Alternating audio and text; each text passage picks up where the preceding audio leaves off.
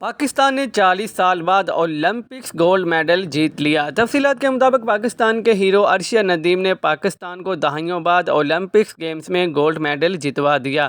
Pakistani athlete Arshiya Nadeem نے javelin throw event میں 2 مرتبہ 90 میٹر سے زائد طویل تھرو پھینک کر پاکستان کے لیے تاریخ رقم کر دی۔ پیرس اولمپکس میں جیولن تھرو کا فائنل مقابلہ جمعرات کی شب کو ہوا۔ فائنل مقابلے کے پہلے راؤنڈ میں پاکستان کے عرشیہ ندیم نے گزشتہ 28 سالوں میں اولمپکس فائنل میں سب سے طویل تھرو پھینکنے کا عالمی ریکارڈ قائم کیا۔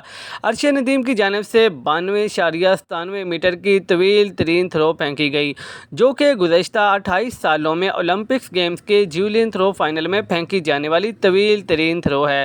فائنل کے پہلے راؤنڈ میں عرشیہ ندیم کی پہلی تھرو ضائع ہوئی۔ دوسری تھرو میں انہوں نے 92.97 میٹر دور تک تھرو پھینکی، جبکہ تیسری تھرو میں وہ 88 میٹر تک تھرو پھینکنے میں کامیاب رہے۔ عرشیہ ندیم نے اپنی 92.97 میٹر کی تھرو کے ساتھ فائنل کے دوسرے راؤنڈ تک جگہ حاصل کی، جبکہ دوسرے راؤنڈ میں عرشیہ ندیم اپنی آخری تھرو میں 91.79 میٹر سے زائد طویل تھرو پھینکنے میں کامیاب رہے، جبکہ فائنل میں شرکت کرنے والے کوئی دوسرا ایتھلیٹ 90 میٹر سے زائد طویل تھرو پھینکنے میں کامیاب نہ ہو سکا۔ یوں عرشیہ ندیم نے 40 سال بعد پاکستان کے لیے اولمپکس میں گولڈ میڈل جیت لیا۔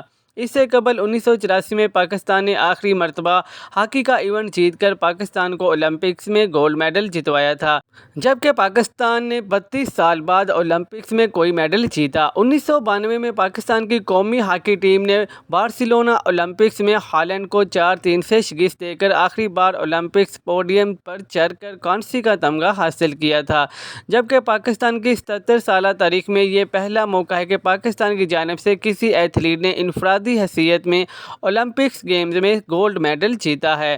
مزید نیوز اپ ڈیٹس کے لیے چینل کو سبسکرائب کر لیں تاکہ ہر آنے والی نئی اپ ڈیٹ سب سے پہلے آپ کو مل سکے۔